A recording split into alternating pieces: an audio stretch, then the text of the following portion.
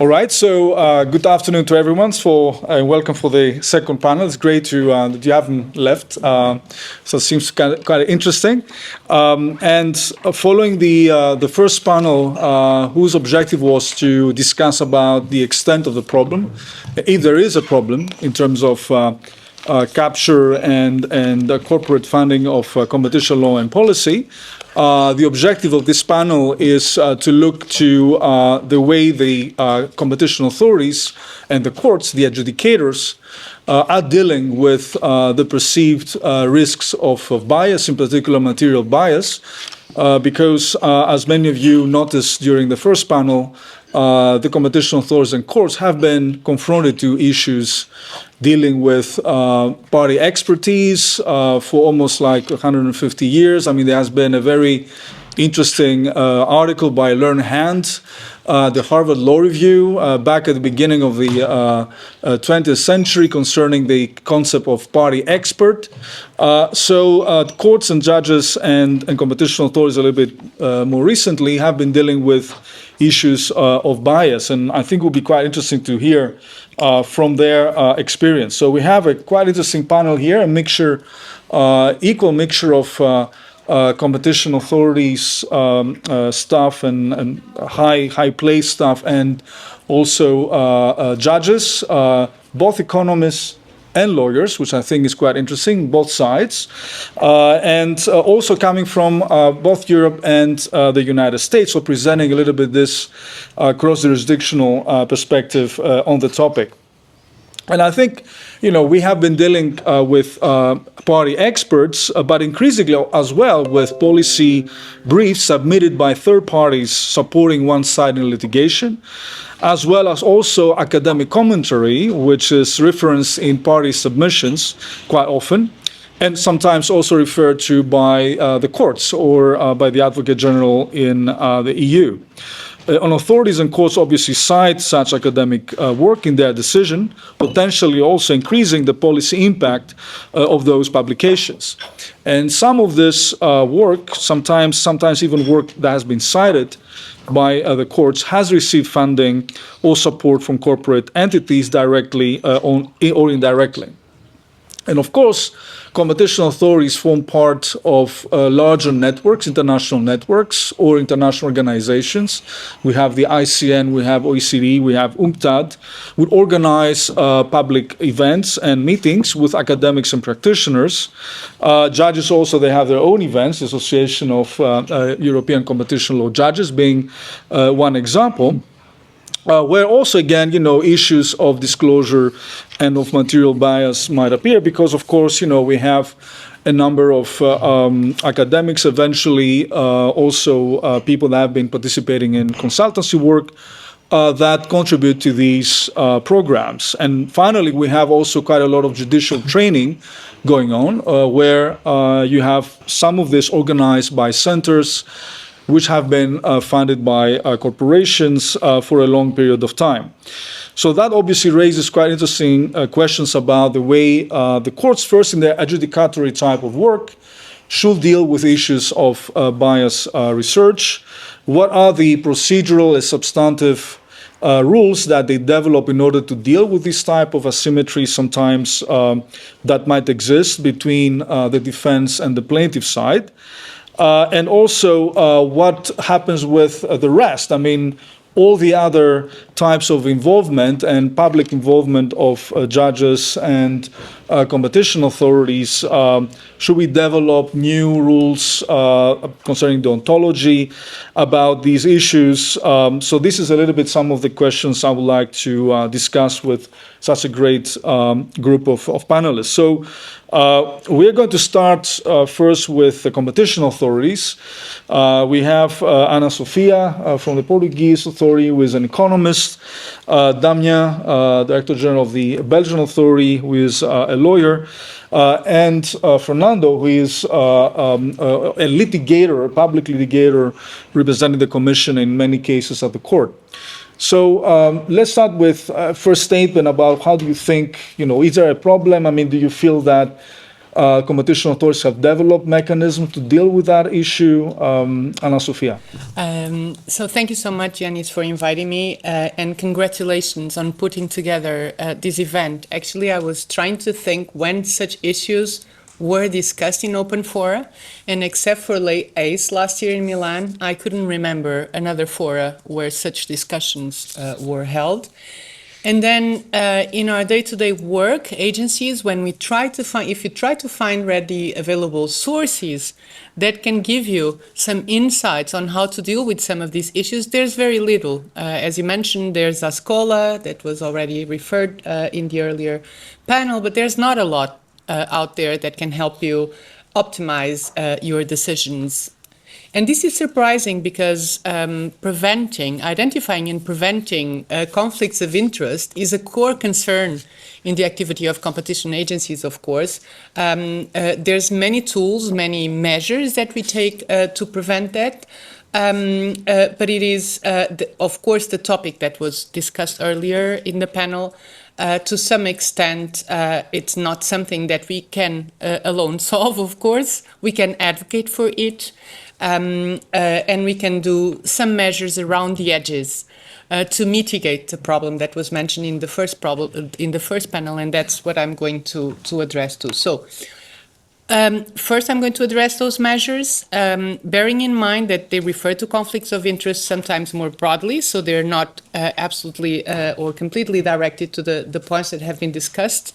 Then I'm going to discuss a bit the procedures in court. In two instances in which there was an economic assistant that has been appointed to assist the court, and I'm going to go through the procedure that was followed in those two cases critically so that we can share experiences. I think sharing experiences is very important. And then finally, I'm just going to wrap up with some comments in, overall where we are and where we lag, what we need to do.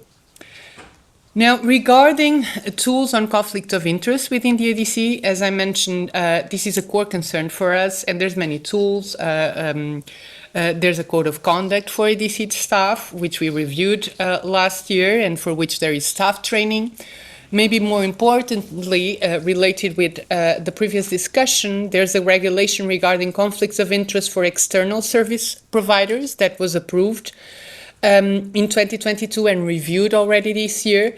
And this regulation, among other things, establishes the rule that these external service contractors need to observe in front of the ADC regarding conflicts of interests. It said that economic and legal consultants cannot hold any link or contractual relationship with anyone or any company, hold any shareholding or interest or any relationship which could give rise to a conflict of interest. This means that upon for the provision of services to the agency, they need to declare, to sign a declaration that none of these conflicts of interest are present. And this includes on academics and consultants that produced reports to the ADC, who are required also to submit this declaration. Now, the ADC does almost all of its economic analysis internally, but occasionally it has resorted to external consultancy services for very well scoped exercises and tasks, in particular merger simulations. That's the most common. This was the case, for example, last year when the ADC blocked the telecom merger between Vodafone and Novo, and in which also we were faced with a narrative that was developing, again by CEO telecom companies, regarding the claims of that we need Lex merger enforcement in order to achieve scale and investment. Now, there was a discussion earlier on narrative, and I think there's something we can do, which is to seize momentums to help consumers and citizens and policymakers understand what we do. And following the decision of the authority to block this merger, we were faced with failing firm defense. The media was full of claims that if we would not approve the merger, the target was going to go out of the market. So it was a very heated the public debate. And then at the end, the fact was that after the decision by the agency, there was a newcomer, a new entrant that acquired the target, and prices went down very quickly. And on those moments, you need to seize the opportunity to show the benefits of merger enforcement for society in general. And this is on narrative. So not creating a narrative necessarily, we need to be impartial, but still we need to seize the moments that help illustrate the importance of what we do. Now, then apart from that, there's a lot of, I was thinking, there's a lot of decisions about, a lot of measures, a lot of reflections that we have internally to try to minimize conflicts of interest. For example, we try to minimize the risk of biases in the training process and in the way that we are exposed to the competition ecosystem.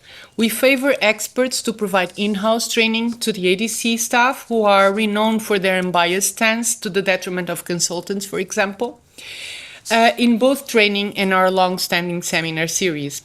Regarding outside trading, what we do is that we invariably check the trainer's profile and background. Does this solve everything? Of course not, but I'm discussing what we can do and how we can try to minimize the issues. We also favor events and conferences where there's a multilateral views represented and an open debate. Now, Tommaso was speaking also about engagement with stakeholders, and this is something in which we are currently, not only last year, but this year, very engaged in advocacy interactions with different stakeholders, and that includes trade unions, worker unions that already participated in public consultations with the ADC, but also startups. This is one of the focus of our advocacy initiatives this year and a particular campaign that we are launching. Let me now refer a bit to courts and to the two experiences that I mentioned earlier. There were two cases in which there was, because of their complexity, an economic expert was nominated to assist the court. The process is as follows. The judge invites the 4 or 5 most preeminent universities in economics in faculties of economics in Portugal to put forward names for potential economic advisors. The court sets out exactly the scope of the intervention, which usually boils down to attending court hearings, providing the necessary input, and at the end produce a report that answers to the economic questions that are put forward by the court.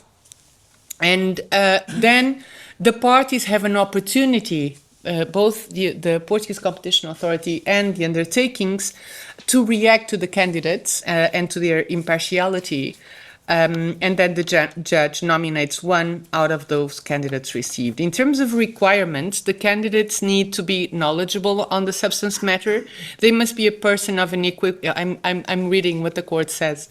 A person of unequivocal good reputation, capable of preserving business secrets. They must not have any personal interest in the case, arising in particular from any past professional relationship that could jeopardize their current impartiality with either the agency and the undertakings, nor can they have any family ties with persons who are legal representatives or have managing power on the undertakings, nor have any judicial or non-judicial conflict with those entities. These impartiality requirements apply not only to the undertakings, but also to the rivals of the undertakings. And note that in one of these cases, the judge required the advisor could not pursue any professional activity other than teaching or academic research. Now, to finalize and to wrap up some thoughts about the discussions that were held, I think that economic research is absolutely crucial to guide and enlighten the work that the competition agencies do. There are many developments in research in the past, papers that have marked towards where we're going. I'm just mentioning too, the killer acquisition paper was absolutely influential in the discussions around regulation and competition policy enforcement that followed. But also the macroeconomic empirical results regarding the labor share in GDP were also highly important in as a wake-up call that turned the eyes of agencies towards labor markets. Interestingly, this last one did not came from IO economics. And I think regarding the feedback loops between research and policy, what I think is that Aviv was noting that research does not exist and publications to serve competition authorities or the application of competition law. However, of course, that this detachment has implications. Right now, we need to discuss fully how to design and deploy industrial policies. And if you look at the literature, there's so few literature on evidence on the impact of actual industrial policies. There's some anecdotes, but there's few solid evidence that can guide our work as in the wider public policy discussion, because we don't do industrial policy, of course, but we should advise on industrial policy. Now, thinking a bit, given that this huge importance of research for our work, I think that the discussions that we were having earlier and the fact that we are lagging in terms of rules of disclosure can have important implications. I think that the impacts that Tommaso mentioned earlier of the risk aversion from agencies because they do not have access to full information is important. I think we need to know whom we are speaking to, whom we are listening to, and whom are we reading from. And there are gaps here. If you think how often do we listen to conferences in which we do have a perception that there's conflicts of interest that are not being clearly stated, how often do we read court rulings in which sides a given economics or legal scholar without whom we know that does private practice but is referred to as a professor, and this is not taken into account. So I think this is something that we need to address. Otherwise, there's a loss of trust in research, and that can have a negative impact for the work that we do. Now, at the same time, this is about information. This should be no obstacle to an open debate in which different views are exposed.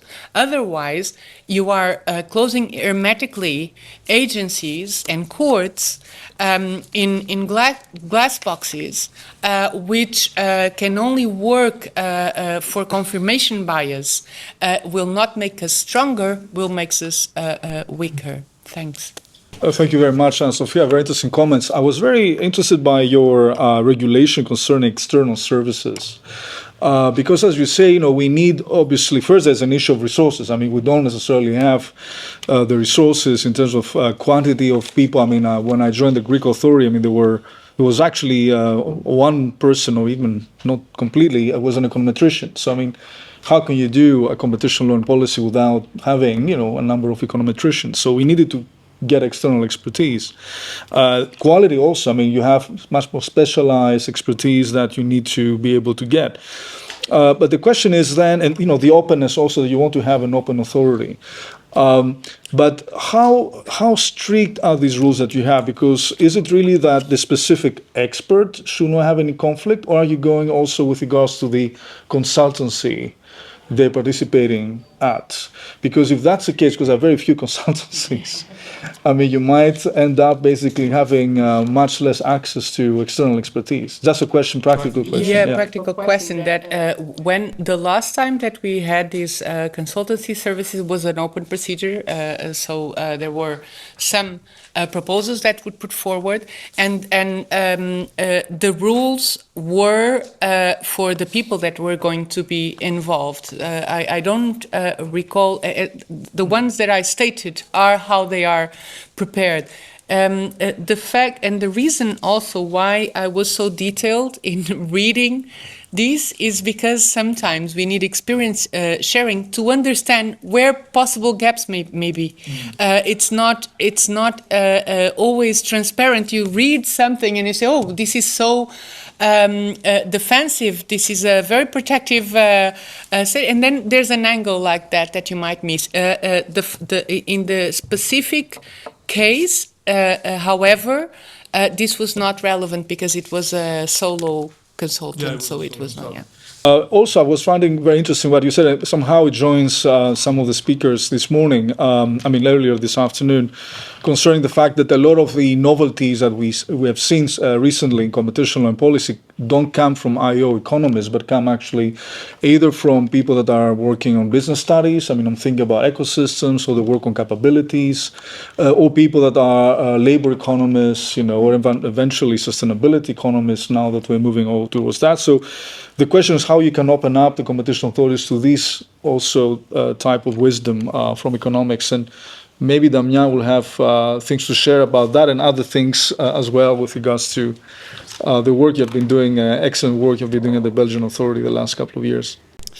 Thanks, Yanis. Thanks for the invitation. And again, this is a very important event. It's a very courageous topic, obviously. It's a complex one. It has many ramifications, as the first panel exemplified. But so obviously it resonates with, I think, both an overall tendency in our epistemic community, towards somehow, and I'm here citing other people like Sarah Cardell, for example, who is not the most extreme person out there, observing a degradation in the quality of submissions received by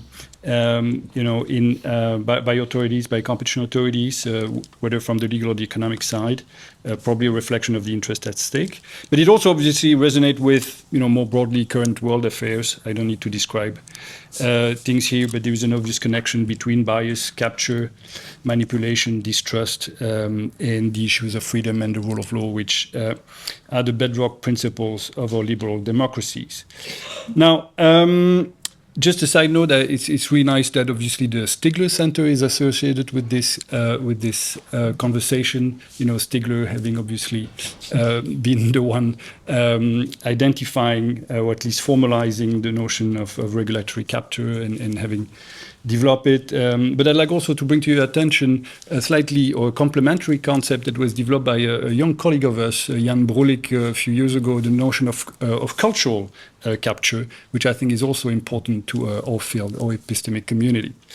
Now, Yanis asked us to discuss how courts and competition authorities assess the risk of conflict of interest, particularly material bias. And I have actually interpreted material bias as bias of sufficient magnitude to have a notable impact on the results or conclusions of a case, right? And so you ask also to what extent this is a problem and the procedures and substantive rules in place to address such conflicts. Now, I will disappoint you, Yanis, because I'm not going to talk about, possible bias in, party experts' opinion. I'm going to be much more, direct and point to a much more problematic issue, which goes to institutional design. Because we still have to talk about, these issues of conflict of interest, which have a direct impact on the decisions we're taking, and hopefully this brings a complementary perspective to the other conversations we're having today. And I think it's also attuned with the evolving geo-economic context in which competition enforcement takes place these days. But so, yes, institutional design is extremely important because it can actually put certain competition authorities at the mercy of some undue influence on the one hand, and it can also be conducive to solutions to certain risks of conflicts of interest. And I'd like just to recall the framework in which we operate in Europe, and then I'm going to explain to you a bit how concretely, based on our experience in Belgium, it can have a serious impact. Now, the broader framework in which we operate in Europe is the ECN Plus directive, right? So we have this piece of legislation that actually mandates the independence of national competition authorities as a condition to ensure not only effective enforcement, but also cooperation, between competition authorities at EU level. And what's really interesting is that the ECN Plus directive doesn't talk only about independence from political influence. It's much broader than that. It says, that member states have to make sure that competition authorities are protected against external intervention or political pressure that is liable to jeopardize the independent assessment of the matters before them. And it's not only about, so as I said, political pressure, but also any kind of external intervention. So as to remove any reasonable doubt as to the impartiality and the imperviousness to external factors in general, right? And these guarantees have to apply not only to heads of authorities or staff, but also to anybody who takes decisions. Because in Belgium, but in many other national member states, you have people taking decisions who are not members of staff and not, the heads of the authorities. And obviously, there are not only obligations applying to member states, but also obligations to individuals like myself, like my other colleagues here from the Belgian Competition Authority, to the effect that obviously we should refrain as individuals from any incompatible actions, whether gainful or not, both during our employment or term of office and for a reasonable period thereafter. Obviously, so we have to avoid, putting ourselves in situations of conflict of interest, and so the ECN Plus directive also mandates a discipline at our level. And I'm not going to go into the details. You can imagine the types of rules of conflict of interest that are mandated by the ECN Plus directive. They actually, I think, are not complete enough. I think there are gaps there. They don't tackle, much more diffuse conflicts of interest, issue conflicts, as they are often described. I think there are still ways to, improve the framework, but at least it exists, and it can certainly have significant consequences. Importantly, the ECN Plus directive also mandates every national administrative competition authority to publish a code of conduct that covers rules on conflicts of interest. And so there you can obviously complement also what the ECN Plus directive provides for. And actually Article 4 of the ECN Plus directives stresses that these are minimum rules, right? Member states shall, at a minimum, ensure that blah, blah, blah, all right? So, and interestingly, in Europe, we also have case law on the notion of independence and the requirements of independence. So in 2022, we had the SPED Pro case, right, by the General Court, which has, obviously identified that systemic or generalized deficiencies of such a kind as to compromise the independence of competition authorities can actually have, direct consequences for third parties, also for the rights of third parties. So, and concrete implications also in terms of application of the cooperation rules, which can go all the way to depriving a competition authority from jurisdiction. That was the issue in that case, and more generally pertain to due process issues. I'd just like to mention that there is really interesting literature by people like Cathy Cheres and Maciek Bernat on this, in which are really making the link between the role of competition authorities and I would say the constitutional role of competition authorities in our social market economy model in Europe. And with the importance of the independence of these competition authorities as being really a critical factor in enabling competition authorities to fulfill that constitutional function, and thereby also contribute to safeguarding the EU rules of law values. We also have case law on the independence of, for example, data privacy regulators, extremely interesting as well. Independence being interpreted very broadly as freedom from any external influence, going beyond operational independence, but going all the way to include any type of political influence, but also any suspicion of partiality that can be result from all types of influences. So my point is that so we have a framework in Europe which I think can be actually stretched quite far, can have real consequences legally, and certainly mandates a number of obligations for competition authorities and for member states. Right. And I think this provides, in fact, a useful framework to try to achieve immunity from material bias. Now, I'd like to just illustrate, how it can translate in practice, in a framework of, of my competition authority, which is, in a country that has a long-standing tradition, and a relatively well-working, state structure, and actually, I do think that we are very much independent from political power. But still, we have a system which is designed institutionally as a two-tier system. So we have, on the one hand, the investigative level, and then we have the decisional level at the level of the college, right? The college is competent to take any contentious decision, both in merger control and in antitrust cases.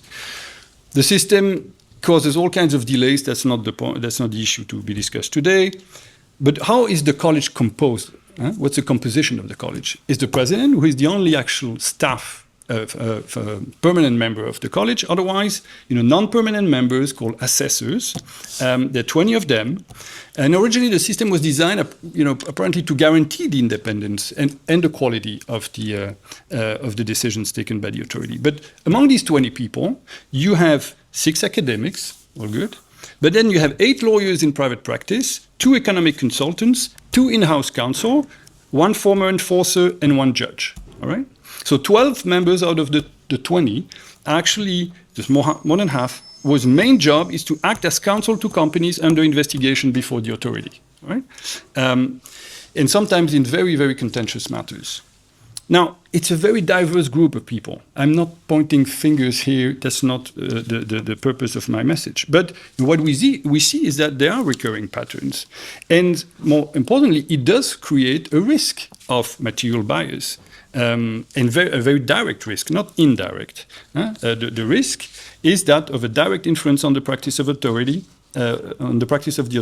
both on substance and procedure. And frankly, I cannot disclose that, but I have concrete examples here, right? Both on substance and procedures, where clearly the college could have decided in another way.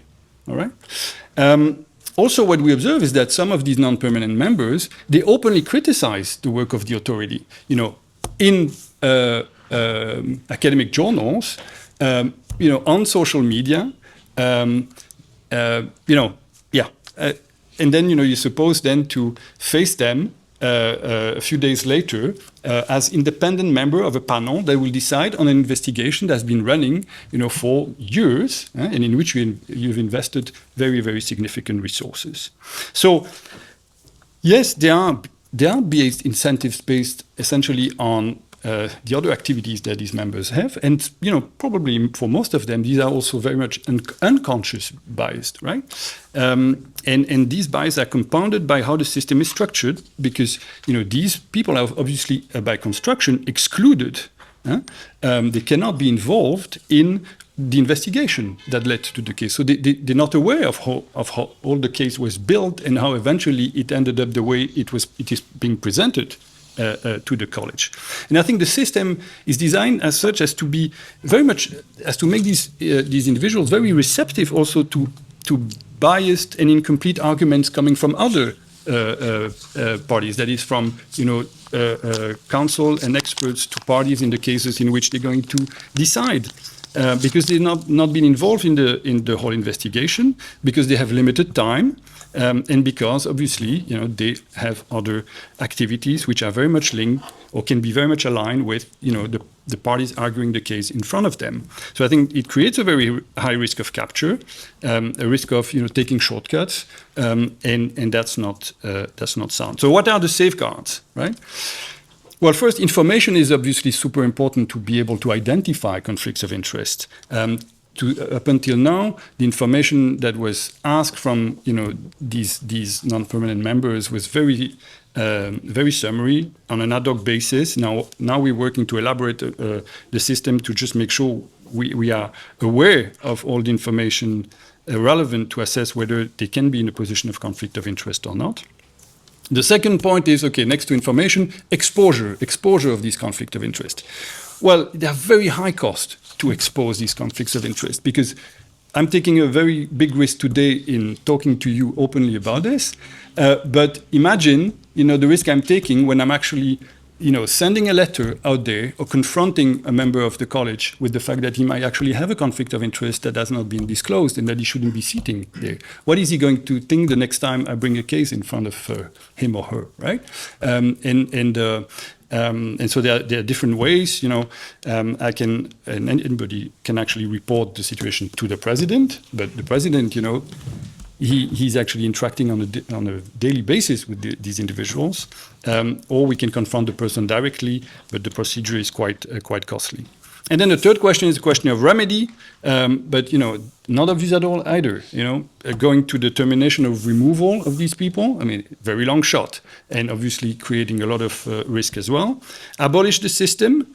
Well, maybe we should think about that. I think the authority is also mature now, and I think we can probably, starting maybe with concentrations, think, or at least open a conversation about the need to reform the system. We can obviously also create incompatibilities between, certain people holding certain positions and having the possibility to actually be appointed as assessor, talking about cooling off periods, etc., etc. So my point is that I don't want to point finger at anybody here. That's not my point. But I think at Belgian level, we need to open that debate and probably to rethink the model, just to pursue this objective of effectiveness, which is at the core of the CN Plus directive and the requirement of independence that it mandates. And I think in recognition of the fundamental roles that competition authorities exercise in upholding essential values, to our society and to the rule of law. Well, thank you very much, Damien, for these very brave comments indeed.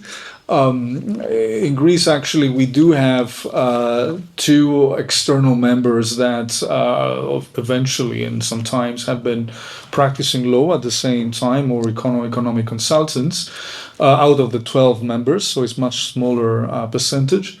Usually we ask them to disclose every time there's a case which is introduced in college, any conflict of interest, to recuse themselves from that. There's an obligation with also criminal kind of liability in case they don't provide this information. But I think it's interesting to point the issue about how to organize a college, how to be open, because you don't also want to have only competition authority people that are moving up to the college, so that creates a different type of bias. So you need to have an authority that is more open to the external world as well. But again, there are different systems we can discuss about this, but it's definitely quite an interesting point that you brought forward. Now I'd like to move to the courts and make the long trip to Chicago. So we have Judge Wood with us today, a very extremely experienced competition academic and a judge as well. And the US system actually is pretty interesting, the way that he has been dealing with material bias. You have the possibility of court-appointed experts. Not sure that possibility has been used many times.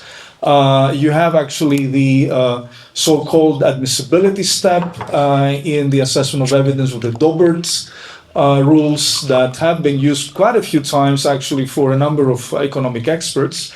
So it's quite interesting to see. I was looking at some of my research like 10 years ago to some of these cases.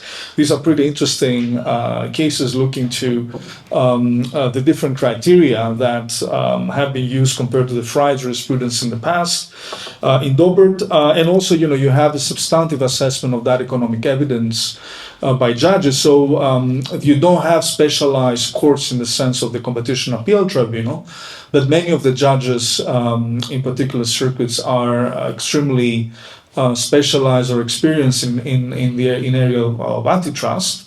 But then you have also more journalist judges that deal with very high-profile competition cases. Can you share a little bit your experience with regards to the way the U.S. courts have been dealing with all these issues and procedural steps that they have taken to deal with material bias? I hope you can hear me. Oh, yes, I'm very happy to do this, and I should begin by thanking you for not only including me, but accommodating my inability to fly over to Brussels for this program.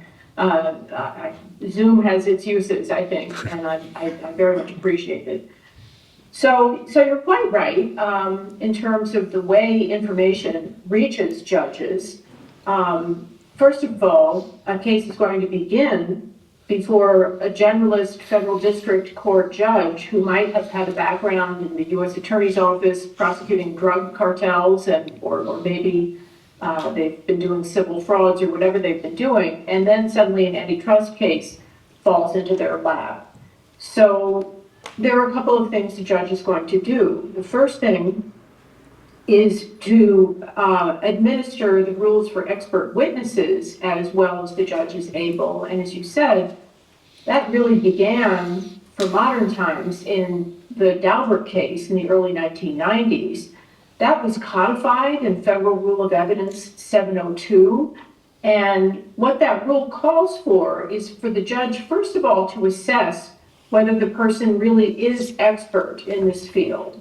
I mean, there are plenty of people who might self-promote as experts, but perhaps they really aren't. So the judge will look at the background, will look at the amount of time that the person has spent on this particular kind of issue, and you can be an expert either by training or by experience. So you might actually have an industry expert who isn't a PhD from someplace, but who brings a lot of insight into the way a particular restriction might operate within a market. Or you have, of course, your academic experts. And I'll pause on that for a moment and just say, I want to come back to how that academic expert has expressed their views in the past. But first of all, are you an expert? Secondly, did you apply your expertise to the problem at hand? So even a generalist judge can get some sense of that. You know, here's a problem. What did you do? Did you spend a weekend just reading a few things and then writing up a quick 2-page report? Or did you really apply serious academic tools to understanding the problem? And of course, the most famous case that turned on that second step was one by my former colleague, now retired, Judge Richard Posner, who in the brand name prescription drugs litigation was asked to evaluate testimony that Professor Robert Lucas had given. Now, Professor Lucas had recently won the Nobel Prize for economics, so I don't think anybody doubted that at step one, he really was expert. But at step two, the question was, did he bring his expertise to bear somehow on the case? And Judge Posner wrote, well, the only thing he said, basically, was that if prices go up, people aren't going to demand as much. And he said that's not particularly, earth-shattering or useful or anything. So he actually excluded Professor Lucas's testimony from the case, just said it didn't pass step two of Daubert, or Rule 702, if you will. So there's that step. And then if you get past that step, the judge is not supposed to decide whose expert account is more persuasive. That's for the trier of fact.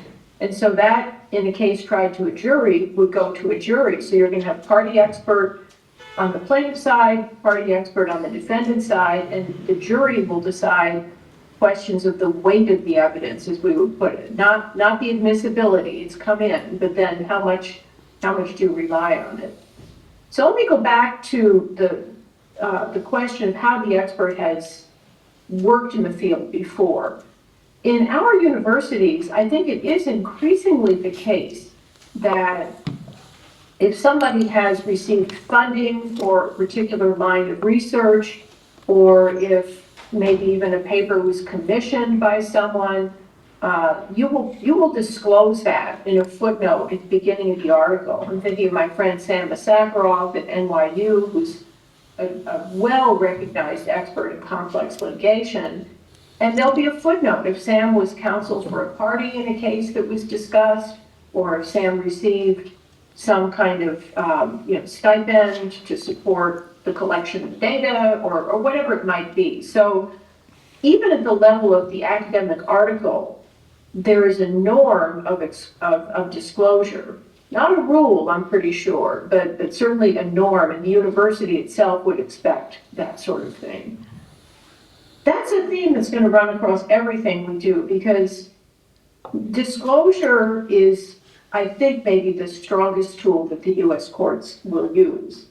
So you mentioned briefly court-appointed experts. Yes, our federal rules of civil procedure allow court-appointed experts.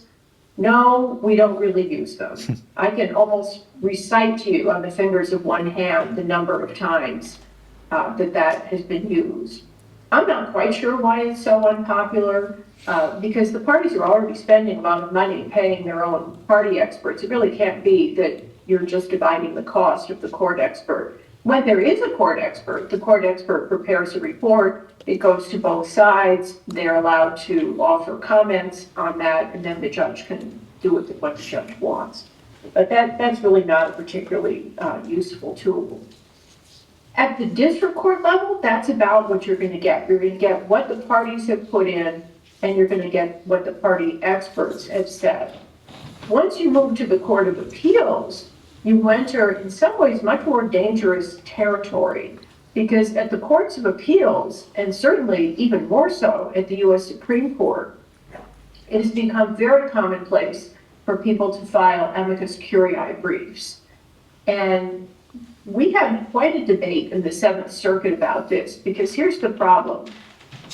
On the one hand, the amicus is very useful to put the case in a broader perspective, maybe to educate the judges about what the long-term implications of a ruling one way or the other might be. But on the other hand, the amicus is probably going to be relying on facts that were not part of the record in the district court. And we're very fussy about that. On appeal, I can remember saying to lawyers many times, you're arguing this fact to me, where is it in the record? Because we have a very strict line that says all the facts have to come into the record at the district court, the first instance level, and only later, you just can't add facts at the Court of Appeals level. So amicus briefs are filled with facts that are kind of designed to give you a perspective, but the judges are not really supposed to use those facts to base their decision on, because they haven't been tested in an adversarial way. And of course, we all know these days, what's a fact? I mean, you can go to Wikipedia on the internet, or you can go to some random website and it'll say practically anything you want. So we really do need to be very careful with our assessment of facts. And that's a weakness in amicus briefs. Another weakness in amicus briefs, and this is what's being considered at this point by the Judicial Conference of the United States, which is the governing body for the federal courts. It's composed of the 13 chief judges of the circuits, plus 13 first instance district judge representatives, and the chief justice chairs it. I actually sat on that committee for a while, the committee on the Standing Committee on Rules of Practice and Procedure. They're looking at the rules for amicus briefs because they turn out not to be broad enough for making sure that interests have been properly disclosed. So what they're saying is you have to indicate the identity of the amicus, its interest in the case, the source of its authority, and you also have to say whether a party or a party's counsel contributed money that was intended to fund preparing or submitting the brief.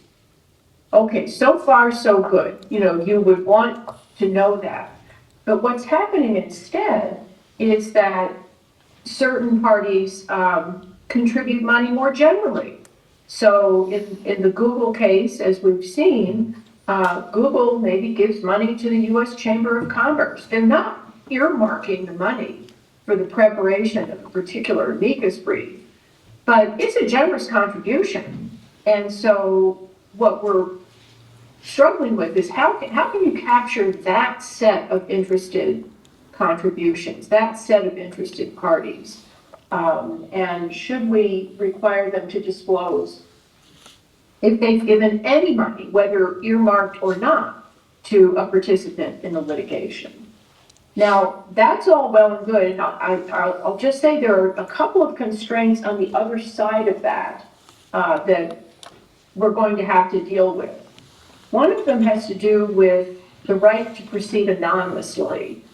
So long ago in the 1960s, I think, 60s or early 70s, I think it was the 60s, the Supreme Court had a case dealing with the NAACP, the National Association for the Advancement of Colored People is what it was called. But it is and was a very reputable organization advancing minority rights. And a town in the South wanted them to disclose names of all of their members. And they were afraid that if they did that, there would be retribution of various kinds, possibly even violent. And it went all the way up to the Supreme Court. The Supreme Court said in that instance, they didn't have to disclose the names of their members. So the question is now, how far does that principle go? Because in our political campaign financing world, we require disclosure if you've made contributions above a certain amount. We could do the same thing with amicus briefs. And I would venture to say most of the time, nobody's going to get all upset because, you know, a big company gave money to the Chamber of Commerce or to the American Enterprise Institute or the Federal Society, whoever else they gave money to. I think that's not likely. But anyhow, that principle is going to be argued as we decide how much disclosure needs to be made. The other principle that is going to be part of this, I think, comes straight from antitrust, and that's what we call our Noor-Pennington doctrine. The Noor-Pennington doctrine says that the antitrust laws encourage people to lobby their governments to, express their views, even fairly, unfairly, or whatever. And so that conflicts a little bit with amicus briefs because the courts do regulate how many of them can come in, but this concept of your freedom to participate, I think, is also part of it. My thought, particularly after this big dust-up we had in the Seventh Circuit about this years ago, is this may be another area where disclosure is the answer to the problem. Because I could imagine asking an amicus to write a brief that very clearly identifies, based on the facts in the record, here's what we have to say. And then maybe another section of the brief saying, but we're going to offer you a broader perspective from our own experience, very clearly labeling that facts that are not in the record. More experience of, this member company had this experience and somebody else had that, and maybe somebody thinks it's very easy to support competition in a particular area and someone else doesn't. So I think disclosure is the most likely way of handling this. And again, as I said before, pretty easy probably to say, disclose if you gave any money, never mind whether it's earmarked or not. The last thing I'll say is just that we back all of this up by a very, very robust system of regulating the judges themselves. And I'm quite familiar with that because after 7 years of running the system for the Seventh Circuit as chief judge, that's what I did a lot of the time. So we begin by requiring the judges to disclose all interest they have. It could be a penny stock. It could be anything, but not just the judge's own, but the judge's spouse and people who live in the judge's household. So you've got to say who you're interested in. That way you could go back to the amicus brief and say, well, the judge has a stock interest in company X, and company X has decided to file an amicus brief. Let's think about this. If the judge is also prohibited from sitting on cases in certain areas. There's some statutes and also the Code of Judicial Conduct. And there's quite an elaborate process where any citizen can complain if they think the judge has violated those rules. The chief judge of the circuit reads that complaint, evaluates it, decides whether it needs a deeper investigation, and if it does, there's a whole process set out in the statute, which theoretically could even lead to impeachment at the end, although the only cases that I remember that came close to that were resolved when the judge in question resigned. But this is, the disclose, but also back up with rules designed to ensure integrity in the system is what we've done.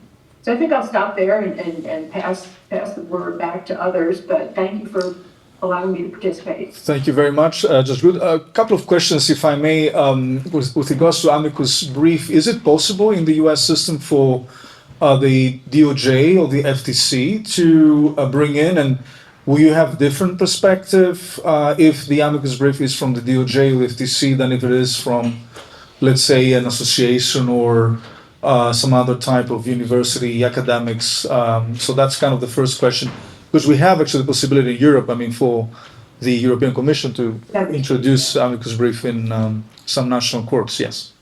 Yes, absolutely, yes. At the appellate court level, Rule 29 makes it very clear that the United States or its officer or agency or a state, meaning like New York or something, may file an amicus brief without the consent of the parties or without leave of courts. In other words, there's just an absolute right for either the Attorney General or the corresponding authority at the state level to file a brief.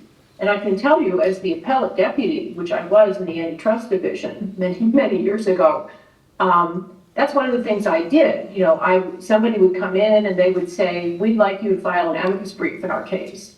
And so we'd have a meeting, and then we would go off, they'd leave, we'd go off and study the case. And if I was persuaded that that was a good idea, what I had to do was ask the permission of the Solicitor General to file that brief, because the Solicitor General is the gatekeeper, for the Supreme Court.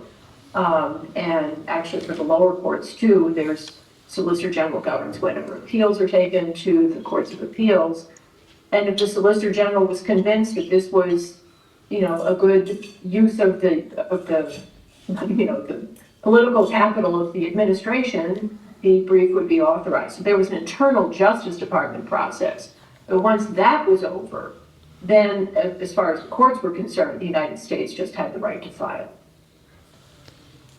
And the rules were the same as for other amicus briefs, in the sense that it was still considered only the things that were on the record, because eventually here, or is it broader? That's right. The United States could not add to the record, and what the United States actually they are almost always very useful briefs. You can see them if you look at the website of the Solicitor General, and you would make clear the policy position that the government was taking. So take one from many years ago. Did the United States support the idea that indirect purchasers should not have a right of action? So, okay, yes or no? And the United States would state its position.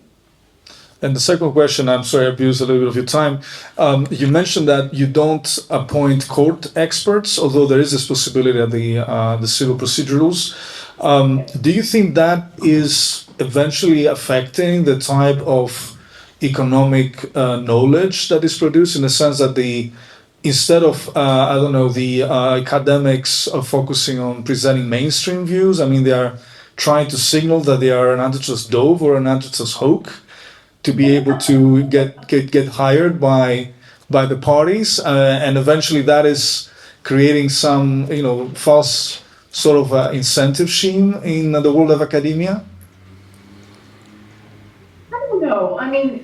There are a couple of safeguards against that. First of all, one of the problems with the Fry test that you mentioned very briefly, which looked for expert testimony that was generally accepted, is, and remember, these rules cover everything. They don't just cover antitrust case in economics. They cover expert testimony that might come in a Food and Drug Administration case, or expert testimony that might come in an environmental case. There are all kinds of things that it covers. So the problem with the generally accepted rule is that you are almost by definition not admitting the cutting edge, really good research. Maybe think of the development of the COVID-19 vaccines as an RNA model vaccine, which had not been successful before that. Well, that wasn't generally accepted because it was new, and yet it was an incredibly powerful new thing. So you try to let the new stuff in, but you also try to make sure that the expert is a serious expert in the area. One of my rules of thumb was always, are you telling the court the same kind of thing you are working with day to day in your normal life, or is this sort of tailored for the case in question? Because if it's what you're doing all the time, I think it's more reliable. That's the advice you give to companies, or that's the analysis you put your name, maybe you wrote a book, that shows how the whole thing works.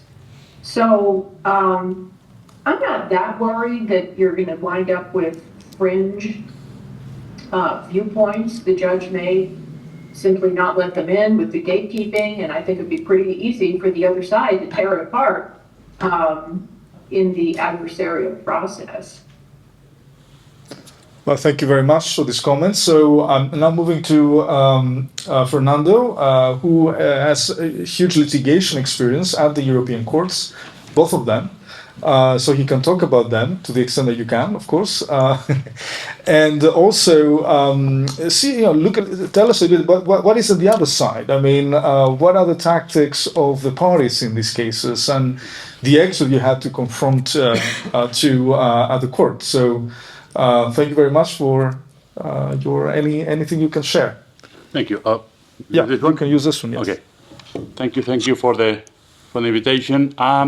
About the tactics of the other side, I don't know. I haven't been in the revolving doors, so but I do. Have you observed them? I observed them. I also observed the court. I was at the court many years ago. I cannot say negative things about the court because next time I appear, maybe I have to pay a price. So I will be just a bit describing some rules applicable to issues of conflict of interest, both generally in the Commission and at the Court of Justice. And making a number of reflections about the impact on litigation and a number of asymmetries that I will refer to a bit later. Just so that people are aware, there are of course in general staff rules which apply to the staff of EU institutions, both the Court and the Commission. Then you also have more specific instruments both at the Court and in the Commission applicable, that give more detail about these rules, be it about getting gifts, about post-retirement activities of when you leave the Commission or the Court, and so on. You also have, because the staff rules do not apply to the commissioners and to the judges, they have their own code of conduct, which is in the official journal, and which is a bit stricter, and it's logically, because part of the system is that the higher you are, the better you're paid, but also you have, of course, more restrictions as regards accepting gifts, because you have more responsibilities, and about, for example, restrictions on after leaving activities. That is, as I said, very clear. These rules, more or less, are in their structure quite similar. There are issues about declaring conflict of interest when you join the institution. Normally, that's not a major problem. You have to set out a bit, eventually, if there is something you have been involved in the past, in case of judges or commissioners, any money that you have, and so on. Then, of course, you have rules about accepting gifts or hospitalities while you are in office, external activities that you may have to do. They are more or less same, but of course, the idea is that your independence shouldn't be compromised. That means that you also have to declare every single thing. And there is a system eventually of refusing, eventually to accept some activities if they are considered that they have an impact on the performance of your duties or on your own independence. And then, of course, you have sometimes the tricky thing, obligation after you leave, which is the famous revolving doors. Again, the rules are relatively strict, quite strict when it comes to judges, when it comes to commissioners. concerns staff rules are a bit rather strict, but of course you have to bear in mind, we were discussing about that before, in the EU institution you have the permanent officials, and then you have people who have a contract, and after 6 years they have to leave. It's not that they want to leave, they have to leave. So somehow they need to make a living when they have to leave the Commission. So I'm not sure that you can apply the same principles in both situations. The missing part in all this a bit is that the rules are generally geared towards conflict of interest, where they focus on matters. If you are following a file, and they don't really capture so well, and it's one of the problems, of course, not so easy to solve.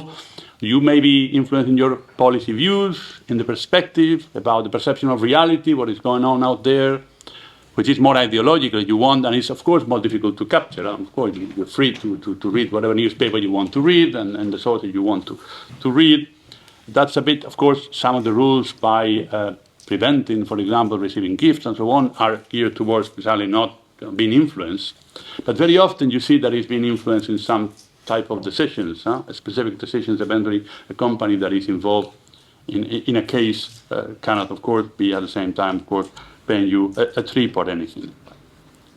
So that's part of the things which are, I wouldn't say missing, but obviously it's more difficult to capture in rules. As I said about revolving doors, maybe a couple of words about that. There are, now talking about the Commission, sometimes it is in the news, there is a lot. I don't think there is so much. I mean, in some cases, I was saying, for the lower ranking people, you have a contract, it expires and you have to leave. It's not that you choose to leave, and people obviously don't make a difference. There are in the competition a bit more of those cases. I know more of this phenomenon among economists, among lawyers, not so much. Actually, in the legal service, we don't have an issue about that. I think the last colleague in the team who left for a law firm was 18 years ago, and he actually came back after 4 years. So it was not, people are so happy in the legal service, nobody wants to go to a law firm. I think if the UCOM is full of more ambitious people, I think, than in the legal service. And then, therefore, this phenomenon happens a bit more often. But again, I think overall, I know many people in UCOM, that's really a tiny fraction, the people who will, at one point in time, before the retirement, because if you retire, you want to stay active, it is another matter. They will go and move to a law firm or a consultancy. So I think there is a bit of an exaggeration, and in some cases, as I said, it's people who have to leave because the contract is over. So there is no so much revolving door. The situation of the court is a bit trickier. Of course, the judges, as I said, have a very strict code of conduct. They also are very well remunerated even after retirement. The same thing for the commissioners. But of course, the issue sometimes is about the referendars. That is actually, talking about the court, there is a new decision a year ago about the Code of Conduct for Ethics, which is stricter than the one that was adopted some 7 years ago, I think, with some specific chapters on referendars and so on, because those are posts which have a few influence in the debate. They help the judges. And at the same time, typically it's a temporary post. So yes, these people will have to leave later on. Some people stay there forever. They are referendars for different judges their whole career. But that is a bit of an issue. Another thing that is a bit missing in all these rules, maybe, and it's very difficult to capture, it is member states. In some of the competition cases, of course, we have transparency rules about not meeting private parties. You have to report it. Nowadays, this obligation has been extended to even heads of unit, to myself, if I ever have, or if I meet in the context of a specific procedure, I don't have to sort of declare it, because, of course, if you have a merger case and you meet with the lawyers of the merging party, you don't have to declare it. But somehow there is the idea that, if it's a private or a lobby, that's but in merger cases, in competition cases, every now and then you may have calls from member state. How do you capture that in your independence? Of course, the rule is very clear. That's in Article, I think it's 11 of the staff rules. It's also in the treaties. You cannot get any direction, any instruction of member states and so on. But it is true that somehow people are very worried about corporate influence, but there is also the public influence. A member state who is trying to push for a merger, for example. And the rules are clear. You cannot get an instruction, but certainly you have to accept the call, maybe. If a minister is calling you, you're not going to say, no, I don't want to talk to you. So, and there may be other types of rewards which are not purely financial. Maybe a minister is promising you the vote in your next job if you want to apply for another job. I don't know. I mean, I'm speculating here, and don't think. The thing is, it is something that obviously may, and it's very difficult to regulate. Let's face it. I will talk about the litigation and the asymmetry as I see it. There are, of course, big asymmetries in some types of litigation. You have, on the one hand, a small group of very motivated officials, 3, 4, 5, 6, both the comp and when it comes to litigation, the legal service, and on the other side, a much larger amount of people, because of course, with deep pockets, you can have 35, 40 people working in the case. In general, also in the public debate, as I think was explained before, the interest of dominant undertakings, in particular big corporations, is far more concentrated, and therefore somehow there are other interests which are not fully represented. I think they were very clever in that 20 years ago. They went for the consumer welfare, and then there was this idea that actually what they were doing was also good for the consumers. So somehow the two sides were somehow represented in the picture, and there was no imbalance. I think nowadays we realize that was not always like that.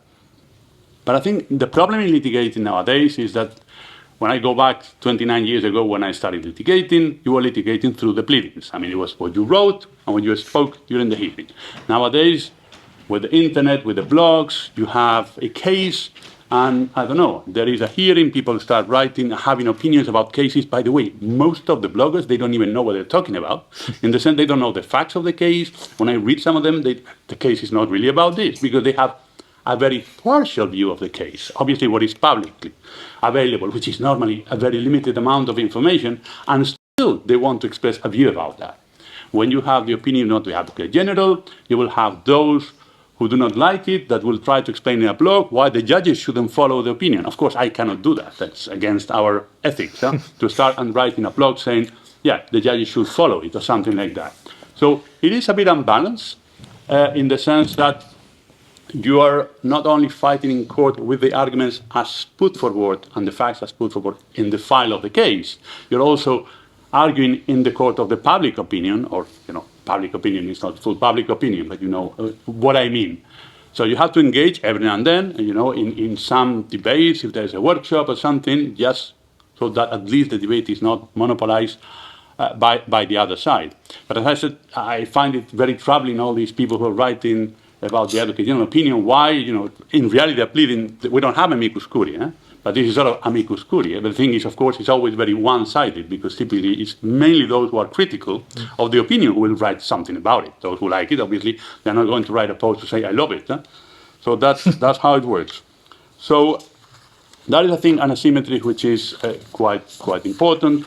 About experts, at the court, very much as in the US, we don't, last time a court-appointed expert was actually appointed was in the Woodpal case 40 years ago. It's not done anymore, so basically, insofar as it is about economic expertise, then, each party, the commission will go there with the evidence we have, the other party will have partisan evidence, so to say. What I find troubling sometimes, of course, each judge is completely different, so you cannot just generalize. You have different kinds of judges. Those who are a bit more normally will find that the institution has some credibility in the sense that you act in the public interest, but they also have this attitude of saying, the same thing. I remember a couple of workshops where someone was accusing the commission of bias. I said, and the idea is, okay, maybe we are biased because we are defending the applicant. But the commission is also biased. So one is biased, the other one is biased. You have to, rule in the middle. So if there are 6 cases in court each year, we have to win at least in 3 cases. And the commission must go 3 cases because, okay, since both are biased, I cannot accept that as a matter of principle. I mean, because when we try to do our job, we may get it wrong. It's not that we don't make mistakes. But certainly you try to do your best to be unbiased and act in the public interest. And there are actually guarantees about that. There are rules about that the applicant doesn't have, but we do have. So when I find, and of course in social conversations with judges, you see some understand it, but other judges, they appear to think that you're a plaintiff and therefore, you're the commission. I'm not going to give your economists more credibility than the credibility of the consultant of the applicant. And that I find it a bit troubling, because that's not how the system is supposed to work. In any legal system, if you have the expert of the police, it has a lot of credibility, even if it's the public authority and it's a party to the case. Whereas I have the feeling that somehow, through 20 years of somehow presenting the Commission as biased, I don't know exactly what it means, okay, since both are biased, at the end you have to decide in the middle, so you have to win a few cases, otherwise you are not being fair somehow. And I find this sort of, at least I'm happy that in the study you've done, the credibility discount for sort of public experts is a bit lower than the credibility discount for private experts. So I think I will stop there. Eventually, there are questions I can elaborate on some of the issues I have. So, thank you very much. I obviously take the point about the social media legal and economic commentary almost a day after. Immediate. I mean, it's almost like it's done. And I hope I don't know, maybe these are billable hours, you think, or not? I mean, to write these social media comments. And have the social media wars, occurring between the various experts in the field. Some actually lawyers are specializing in that recently. I mean, almost every important case, there's a nice commentary the day after, even the same day, on some social media. But let's turn now to, because you raise the issue about, how much of discretion, how much, I'll put it under discretion, but maybe it's strong. The courts recognize the Commission as being the institution that, is public interest motivated, brings a case, and of course we have a manifest error of appreciation. So, but then, it's a judicial review process, and if we move to a setting like the one in the UK that I would like to move now, and the CAT, where you have an appeal process. So it's not exactly like the judicial review. Let me also say, but the three of us here from the CAT, we're only presenting ourselves and we're only expressing our personal opinions today. And obviously everyone else here. So I want to turn to John, basically, who is an economist, is a member of the CAT, but also I think I would like him to share also his experience as a member of an international organization that is also pretty active in guiding the debate in competition law and policy. I have to say that from my past time as a head of authority, I mean, sometimes some of us have been concerned about the choice of experts invited at the OECD meetings, how plural that was, how different views were represented, and I think it's something that also to watch very carefully, and certainly many of us are watching still now and will be watching in the future. John, any comments from the economists, CAT, plus OECD perspective, only expressing your own personal views, of course? Indeed, of course. Thanks, Yanis, and thanks for inviting me.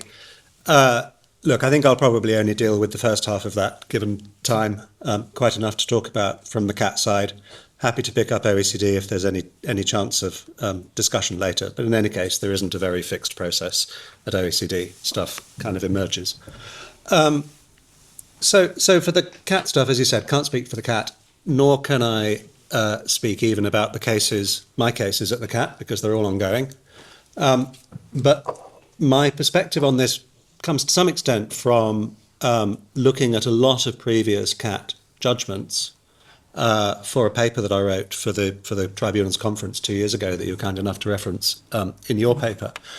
At the time I wrote that paper, I was actually a consultant for Compass Lexicon, but I knew I was joining the CAT, although I wasn't actually able to announce that. So in a sense, one has the sort of opposite strange incentives from when someone is leaving public sector to going to the private sector. But I had it in a way which I hope is somewhat less biased. I knew that I was going to be a member of the CAT, but I couldn't tell anyone. But I wrote it with that perspective. And what this paper is trying to pick up is the way in which expert evidence by economists at the CAT goes well and when it goes badly. And I think the areas that I was discussing there, and there have now been some discussions within the CAT about that since. And there may at some point be a publication from the CAT, some sort of guidelines to economists or a practice direction, but I don't know anything about the sort of formal process there. But there has been discussion amongst economists at the CAT since then along these lines. It's sort of at a lower level, I think, than some of the discussion that we've had today. But I'll say what it is. I mean, let me put it this way. Very crudely, I can think of two ways in which you could think about what an expert witness is doing. Sometimes they're giving an opinion, and sometimes that's all that you can expect them to give. If a nuclear physicist appears in front of us and says, this is the relevant bit of nuclear physics for your case, and you can believe me on that because I'm this professor of nuclear physics and that sort of thing, then that's an opinion where credibility is what's going to decide it, because we're not going to get into trying to understand what the right answer actually is. If there are competing opinions, we'll decide them according to which one of those we believe. I think most of the time, certainly at the tribunal, perhaps because we have economists like me on the panels, that's not what expert witnesses for economics or for financial matters, accountants, are actually doing. They are much more, how can I put it, presenting facts. I mean, I don't want to sound naive about that. Obviously, there's no such thing as opinion-free facts, and you hope there won't normally be any fact-free opinions either. But when somebody sort of puts in, ultimately, shall we say, thousands of pages of expert report to the tribunal, and Tomas is absolutely right, there's far too much of it, they're not spending that thousands of pages talking Arrow versus Schumpeter, talking big conceptual economics. They're going through lots and lots and lots of little gritty bits of evidence and presenting those, maybe in a motivated way, maybe in a way which is misleading. And what I am concerned with, and what some of my fellow economists at the tribunal are concerned with, is trying to improve sort of that process, if you like, of that presentation of quite low-level, shall we say, factual material. I mean, to give an example, so I worked on these multilateral interchange fees as well. But when I was at Compass Lexicon, I was instructed for a number of retailers who were claiming damages from MasterCard, so acting for the claimants. But, I talked a little bit about Rocher and Tirol, but I mostly wasn't at that kind of stratospheric level. I was doing the cleaning up exercise sort of after those discussions had already happened. A damages claim, and for the damages claim, one wasn't discussing this sort of high theory. You were looking at individual natural experiments. I mean, the Brexit example that Tommaso talked about would have been a good one if it had happened at the time, but for example, we were looking at Australia, and in Australia the MIFs had been capped, so you looked at what happened there, and then the MIFs were also capped for American Express, which was of enormous interest to that particular damages claim, and so you looked at that. And there were maybe 5 or 6 publications that talked about that. They weren't necessarily publications in academic journals. Some of them were, some of them weren't. Nor were they necessarily directly concerned with the question that was at issue in the trial. And that's actually quite common. I mean, when I think about places where, whether in the public sector or the private sector, I have found useful bits of evidence for something I'm looking at, it's often in academic papers that are actually concerned with something else completely. You find a paper that's looked at some industry and you get a price elasticity of demand from it because they've gone off and estimated that using data. The paper's going to be about farm subsidies, or it's going to be about advertising. It's not going to be about the competition issue in front of you. So there is all of this kind of day-to-day stuff going on. And in all of this stuff, as people who will be familiar with the sort of concerns about the replication crisis in social sciences will know, there are various ways in which either conscious biases or unconscious biases can affect the way these sort of supposedly factual matters are presented and interpreted. It's selection of data, it's whether you exclude outliers, it's getting more sophisticated, the specification of econometric equations, and so on. And there is a great deal of opportunity for a consciously or unconsciously biased person to introduce, through motivated reasoning, a particular slant upon that. And I think what we're interested in is trying to get a handle on that. You mentioned appeals and public bodies. I mean, just again to illustrate the point, that we're not necessarily interested in at least I'm not necessarily interested in assessing the credibility of different experts. One of the things we've noticed in recent years is that the CMA has started putting forward independent experts when it's under appeal. Tommaso is one, Jonathan Baker was another. I have to say I don't see a great deal of point in that. If I were hearing, and I really am not speaking for the CAT right now, but for me, if I were hearing an appeal against the CMA's economic analysis in the case, I'd want to hear from the chief economist of the CMA. I'd want to hear from the CMA economists who worked on that case. Will they be unbiased? No. But I'm not interested, if you like, in whether the economist says the CMA was right or the CMA was wrong. We're interested in getting down inside the analysis to actually determine what the real answer is. I do believe there is such a thing as real reality in the way that we sometimes say to 5-year-olds, do not ask who was right, ask what is right. And that's, I think, what we think we're trying to do. So some of the sort of thoughts we've had, we, not the CAT, me and a few economists I've spoken to at the CAT, about ways forward, are around interpreting the duty of experts to the tribunal and maybe clarifying some of what that means. One thing that I think is particularly interesting and potentially useful is what I call a duty of curiosity. There was a case a couple of years ago, DAF Trucks, in which one of the experts came in for strong criticism. Now, one of the reasons that he was criticised was because he'd had a previous relationship with the company he was instructed by. And that may or may not be a problem in itself. And by the way, that's Damien Nevin. I'll mention that because I was at Compass Lexicon at the time, so he was a colleague, but I didn't work on that case. But there is another problem which the judgment identifies with that, which is you've been working for this company for many years, Professor Nevin. There's various things, therefore, you ought to know. How come all of a sudden, when it comes to why were they pricing like this, why were they talking to their competitors, why were they doing these things, you say, well, I look at economic theory and I can't think of a reason why that happened. If there is a duty of curiosity, it means that expert economists cannot, if you like, hide behind very narrow instructions to say, I can only look at this bit because that's where I've been instructed. So that might be part of it. Other things that might be part of it, more active case management, more use of the joint meetings and hot tubs. People have talked about hot tubs already. But more generally, transparency of data, transparency of research methods, pre-commitment to some of the methodologies in a long trial so that economist experts are expected to explain how they will interpret data before they have actually done so, before they have actually looked at the data. Again, these are things that the social sciences in academia are very interested in. So none of that really speaks to the sort of high theory Tyrol points, but actually the day-to-day work of courts when they're dealing with expert economists, I'd suggest, is actually much more in that kind of area of examining gritty factual bits of evidence and trying to decide what's actually going on underneath. And that's the area that we've been interested in. That's very interesting, John. And in particular, I mean, this focus on the specificity of the UK system, this duty to the court, that is absolutely important. And also, we don't have the Dober tools, but we have admissibility step in the analysis, of course.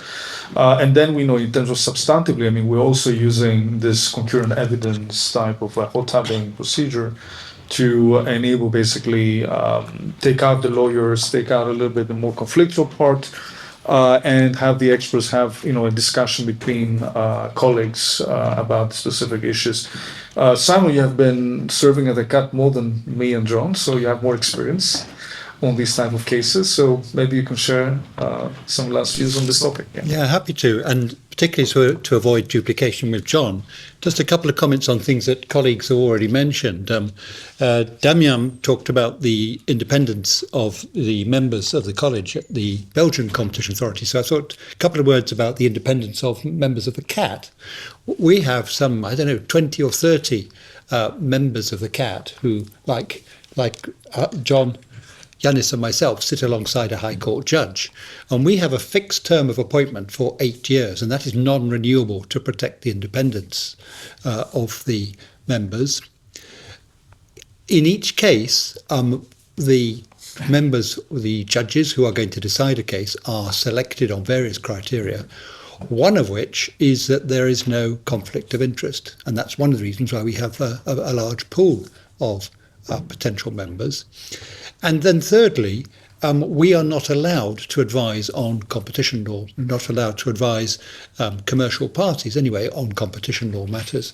So there's at least 3 points to reduce the possibility or potential for conflicts of interest. And the other thing I thought I'd make a preliminary remark, Yanis, you mentioned the training of judges. That is something we are very sensitive to. And one of the advantages we have at the CAT, because we've got people within the CAT who are experts in finance, economics, law, competition law, and so forth, we do nearly all our own training in-house, and we're very reluctant to have external people. I've known a few exceptions to that, but one academic came, and we had somebody who could speak to funding with that expertise we didn't have in-house. But 90% of our training is done internally. And also, somebody mentioned the Association of European Competition Law Judges. They too are very sensitive to having external people. And I know from personal experience, I've suggested somebody who'd be good to speak to them and said, no, that won't look right, even if there wasn't a formal conflict of interest. But turning now to a few points from my own experience, I think the most obvious situation where I personally have seen the potential for a conflict of interest has been when we've had a third-party submission in a case, an intervener, as we call it, which appears to be independent, but when you look at it, you really do question how independent they are. The highest profile example of that was the Meta-Giphy merger, where the CMA had blocked Meta's acquisition of Giphy, and there was an application to us in relation to that, and there was an intervention by a body called the Application Developers Alliance, or ADA, which said they were independent and explained how, as a completely independent party, the CMA was completely wrong to block this sort of a deal.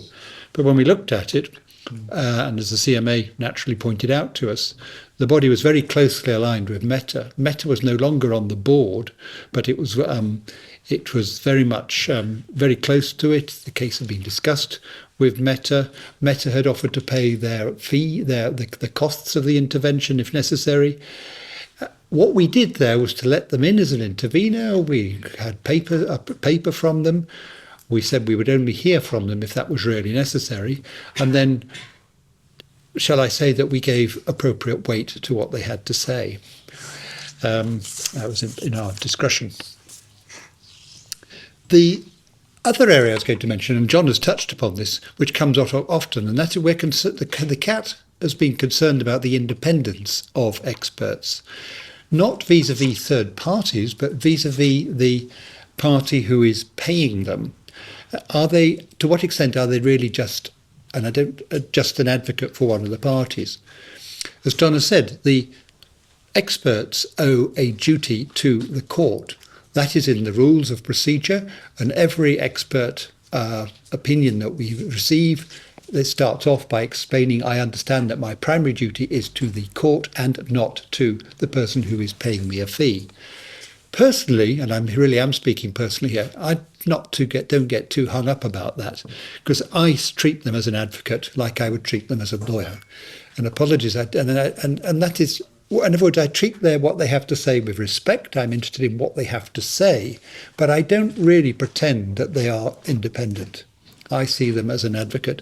And after all, and I was interested in what Aviv said about the apoplectic judge who said that everyone has a bias, and that's how I treat them. They are there for one party, and when people try to make distinctions between lawyers and economists, you have to bear in mind that the lawyers also have a duty to the court. They have a duty to disclose judgments which are adverse to their case. So it's not black and white, lawyer, advocate, economist, independent opinion, expert.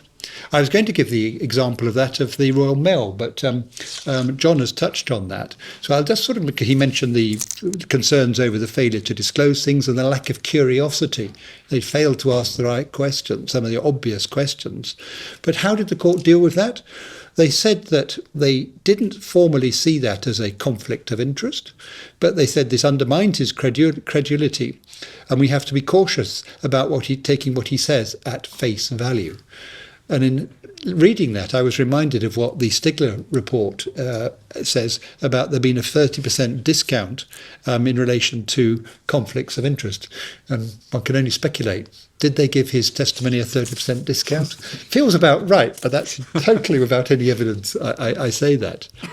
The most obvious concerns with the conflicts of interest is indeed with economic experts and economic evidence. One issue is you be frank about it, treat them as an advocate. That's my own personal approach.